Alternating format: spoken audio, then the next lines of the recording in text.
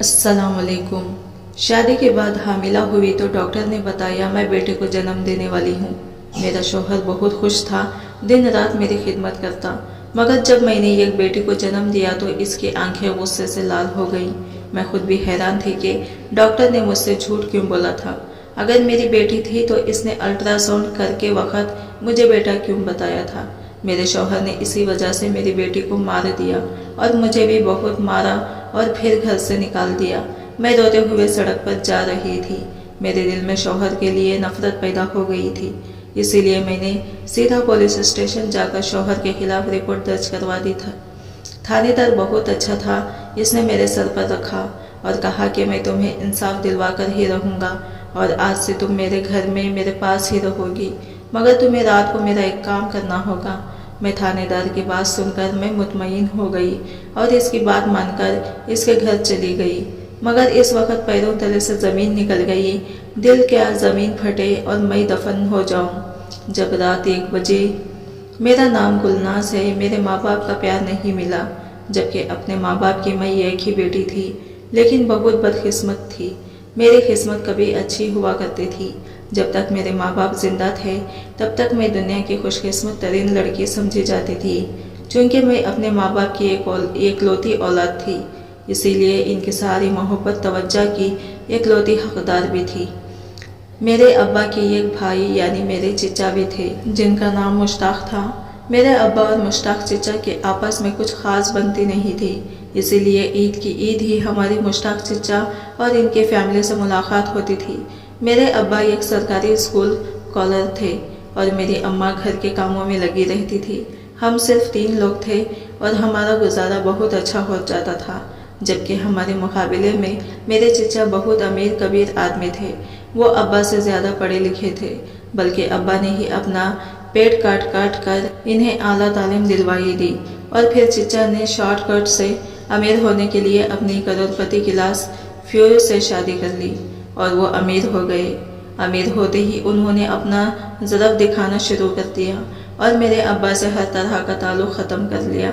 मेरे अब्बा ने भी पलट कर कभी चचा को नहीं देखा, लेकिन मेरी अम्मा को बहुत दुख होता था कि खूनी रिश्ते जज़ा हो जाए और इसीलिए हमारे दरमियान जो थोड़ा बहुत रिश्ता बचा था वो मेरी अम्मा और मेरी चीची यानी कि मुश्ताक चचा की बीवी की वजह से था।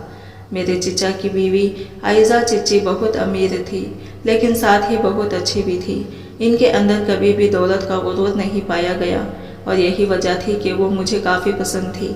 मेरी अम्मा और आयज़ा चची की अच्छी खासी दोस्ती हो गई थी और वक्ता फ़वक्ता वो आपस में मिलती रहती थी। मेरे चचा के 2 बच्चे थे, एक बेटा और एक बेटी। इन दोनों से मेरी बहुत अच्छी दोस्ती थी। एक साथ खेल कर हमें काफ़ी खुशी होती थी। ज़िंदगी अच्छी भली गुजर रही थी कि अचानक एक हादसे में मेरे माँ बाप गुजर गए। मेरी तो एकदम से दुनिया ही अंधेरा हो गई और सर के ऊपर से आसमान हट चुका था। मुझे यूँ लगने लगा जैसे मैं कड़ी धूप में खड़ी जल रही हूँ। मैं इस वक्त बहुत छोटी थी, तकरीबन 10 साल की थी। जब यतीम और बेसहारा हो गई, अम्मा अब्बा की तदफीन हुई तो मसला ये उठा कि अब मैं कहाँ जाऊँगी। मेरी अम्मा ने अपने माँ बाप के खिलाफ मेरे अब्बा से शादी की थी, इसीलिए मेरा ननियाल भी मुझे कबूल करने को तैयार नहीं था और चचा के अलावा मेरा कोई भी करीबी रिश्तेदार नहीं था। सोबा आला आखिर आयज़ा चची ने मुझे अपने साथ रखने का फ़ैसला किया, मगर चचा मुझे साथ ले जाने को बिल्कुल भी राज़ी नहीं थे। वो तो चाहते थे कि मुझे यतीम खाने भेज दिया जाए। वो अपने घर को यतीम खाना नहीं बनाना चाहते थे, लेकिन आयज़ा चची ने जिद बांध ली थी कि वो मुझे अपने साथ लेकर जाएंगी और यूं में एक यतीम और बेसहारा लड़की अपने चचा के कंधों पर बोझ बनकर इनके घर आ गई। चची का रवैया मेरे साथ बहुत अच्छा था, लेकिन चचा हर वक्त मेरी तजलील करते रहते थे और यूं छोटी सी उम्र से ही मुश्ताक चचा जैसे पढ़े लिखे और सुलझे हुए इंसान की ज़बान से अपने लिए गालियों का तूफान निकलते देखा। मैं अपने माँ बाप की बातूनी और शरारती बेटी थी, मगर अब एकदम से चुपचाप हो गई थी। मेरे माँ बाप ने तो मुझे शहजादियों की तरह पाला था, कभी फूलों की छुड़ी से भी मुझे नहीं छुआ था और अब माँ बाप के बाद में जैसे जहन्नम के लिए मर रही थी। आयज़ा चची मेरा बहुत ख्याल रखती थी, हर मुमकिन कोशिश करती थी और चचा को भी समझाती रहती थी, लेकिन कम ज़रफ़ लोग कहाँ समझते हैं। میرے ابا نے کیسے اپنے بچوں کی طرح چچا کو پالا تھا اور پہلے چچا کا گھر بسا کر پھر اپنے بارے میں سوچا تھا، لیکن چچا نے تو اپنے مرحوم بھائی کے سب قربانیوں کو بھول گئے تھے اور نہ ہی اپنی یتیم بھتیجی کا خیال رکھ رہے تھے۔ ان کے نزدیک سب کچھ پیسہ ہی تھا۔ عائزہ چچی بہت اچھی عورت تھی اور ان کو چچا جیسے انسان سے محبت ہو گئی۔ یہ ان کی بدقسمتی تھی اور وہ اب اپنی کی بدقسمتی کے ساتھ ہی مطمئن تھی۔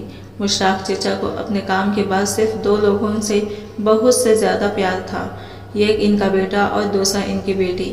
چچا کے بیٹے کا نام شیزان تھا، جو عمر میں مجھ سے صرف 1 سال بڑا تھا اور اسی لیے ہم دونوں کی شروع سے بہت اچھی دوستی تھی۔ اماں ابا کے انتقال کے بعد جب میں مشتاق چچا کے گھر آئی تھی تو تب بھی عائزہ چچی کے بعد میرا سب سے زیادہ خیال شیزان رکھا کرتا تھا۔ چچی نے مجھے ذیشان والے ہی اسکول میں داخلہ کروا دیا اور اس پر بھی چچا نے خوب ہنگامہ کیا تھا کہ یہ یتیم اور مسکین لڑکے کو اتنے مہنگے اسکول میں ڈالنے کی کیا ضرورت تھی۔ میرے چچا کو زیادہ سے زیادہ کی ہوس کھائے جا رہی تھی۔ چچا کی دوسری اولاد ان کی لاڈلی بیٹی انم تھی، جو ہو بہو چچا کی کاپی تھی۔ پہل میری اس کے ساتھ اچھی خاصی بنا کرتی تھی، لیکن پھر وہ بڑی ہونے لگی اور چچا سے اس سے زیادہ بننے لگی۔ مجھے چچا ناپسند کرتے تھے تو وہ بھلا ان کی لاڈلی اور نخریلی بیٹی کیسے مجھے پسند کر سکتی تھی؟ اپنے باپ کی طرح وہ بھی مجھ سے ہر وقت بے وجہ کی دشمنی نبھاتی رہتی تھی۔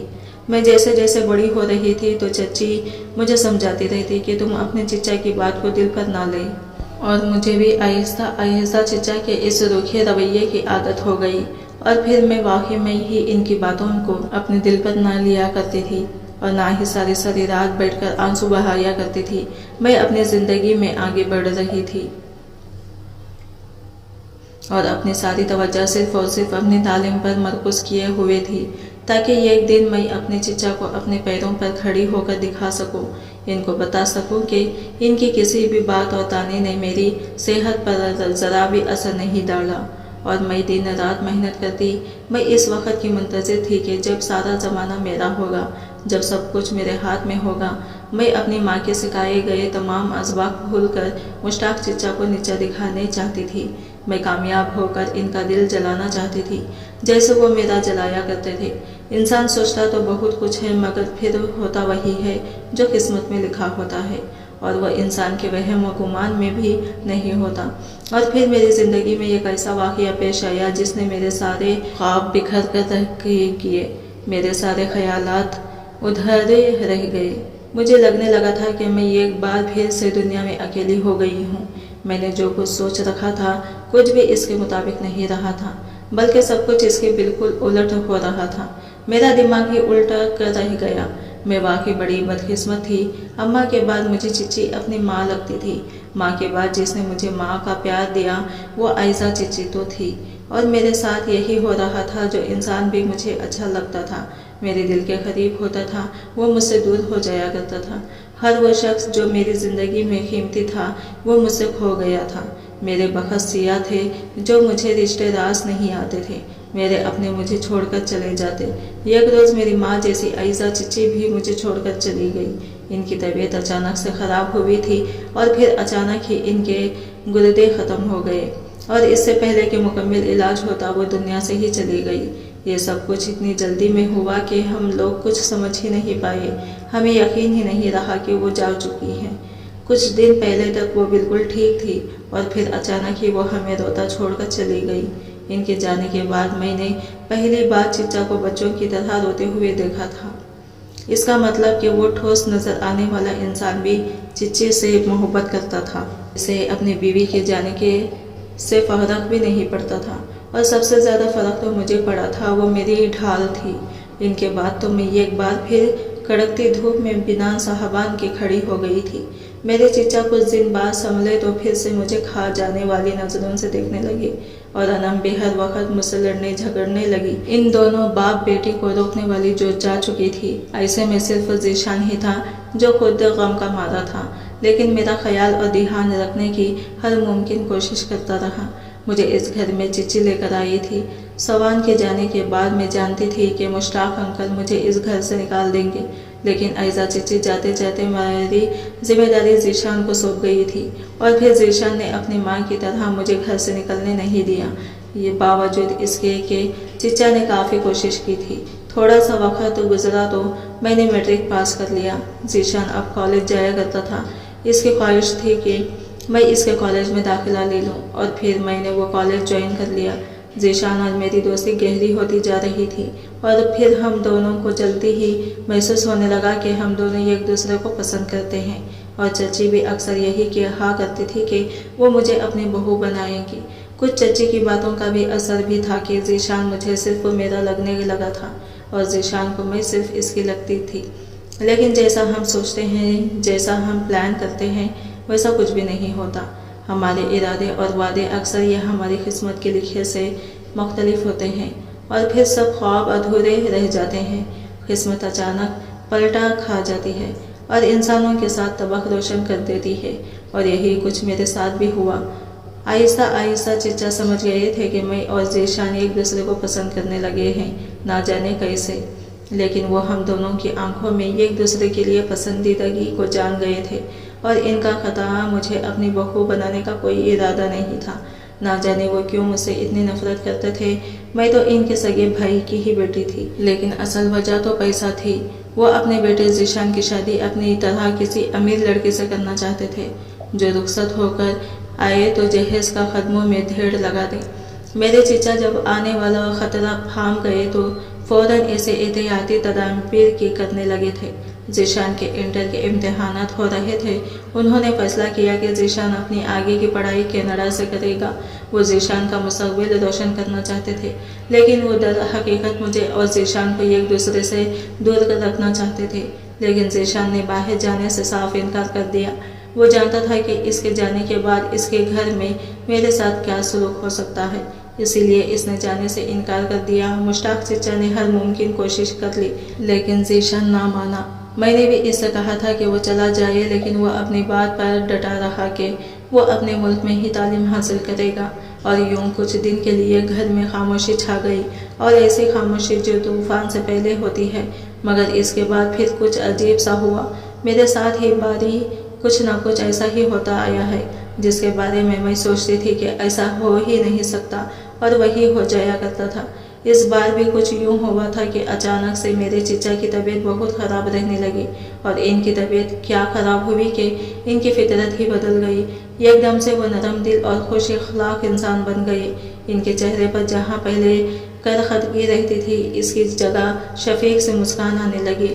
और सबसे बड़ी बात यह कि उन्होंने शर्मिंदगी का इजहार करके मुझसे अपने रवैये की माफ़ी नहीं मांग ली और मुझे कबूल भी कर लिया था। ज़िंदगी एकदम से खूबसूरत सी हो गई थी।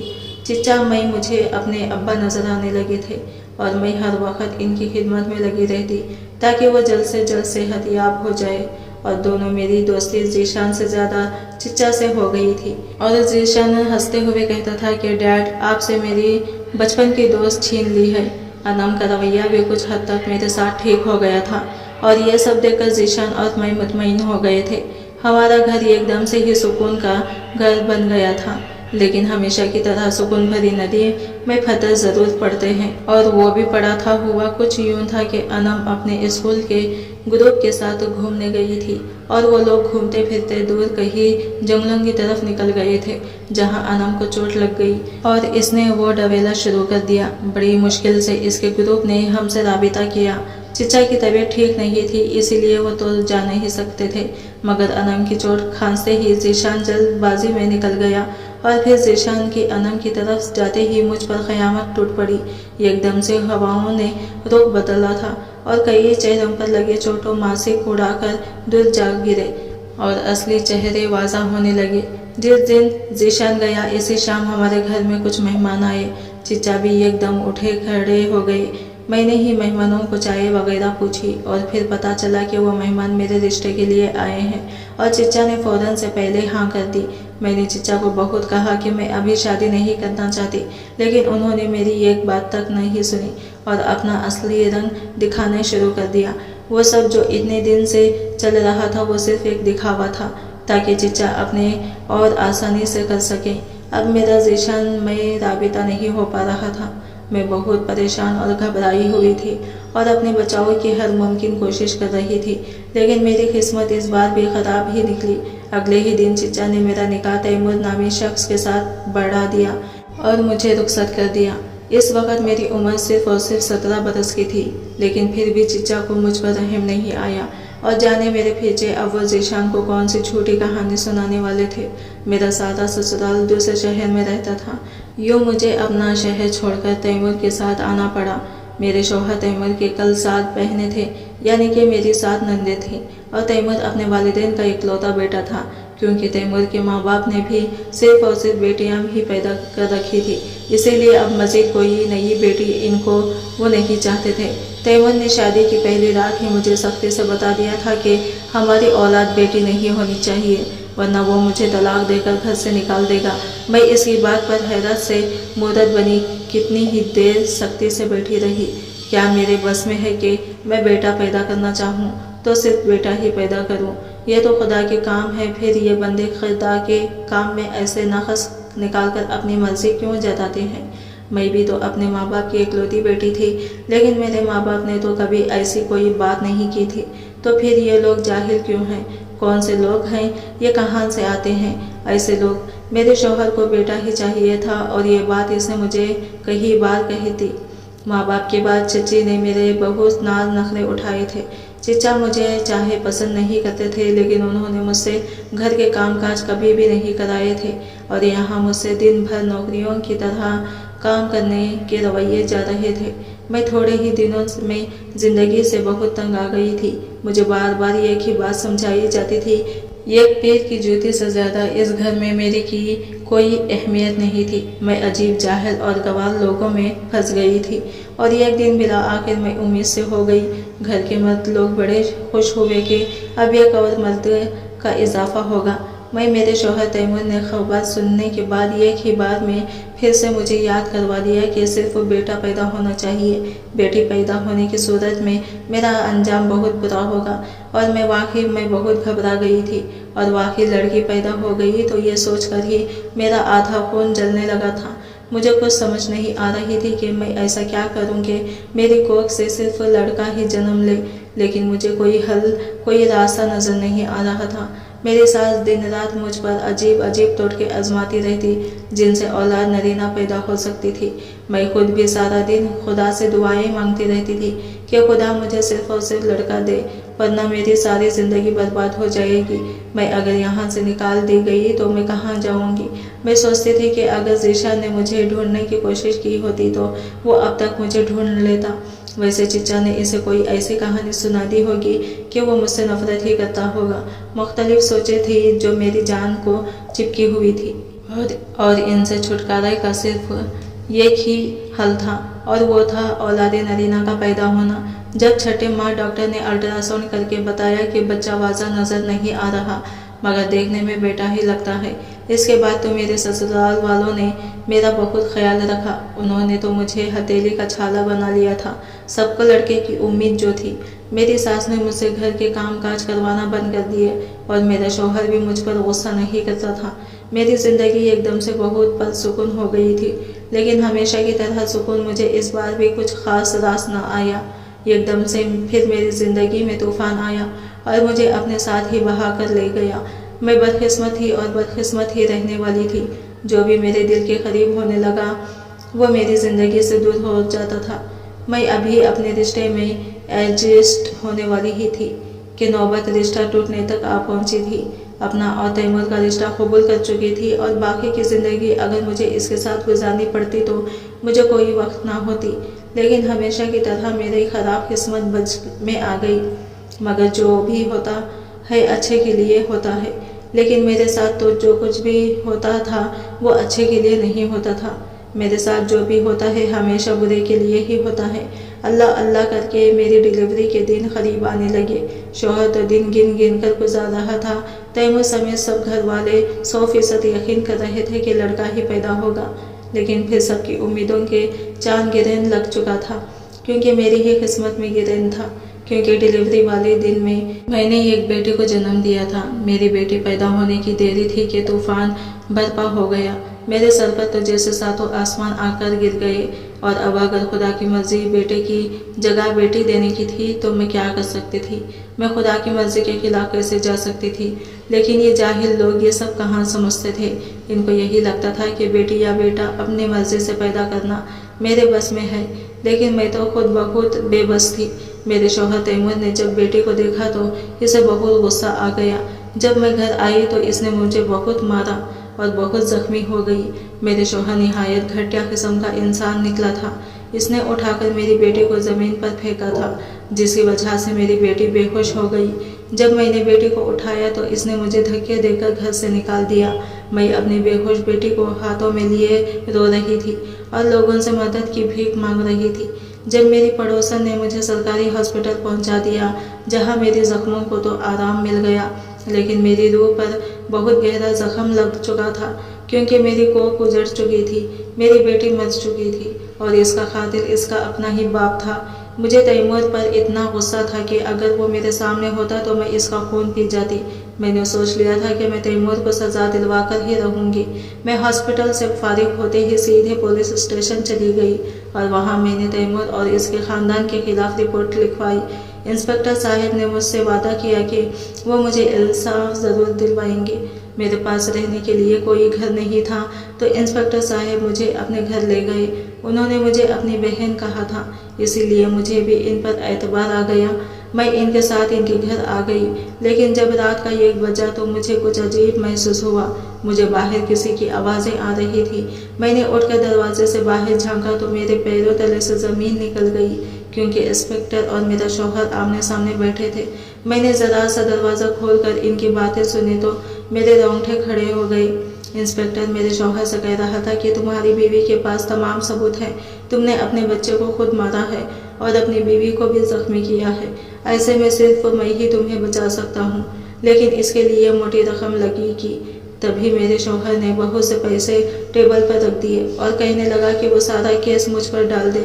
इन दोनों की बातें सुनकर मैं बहुत ज़्यादा डर गई थी और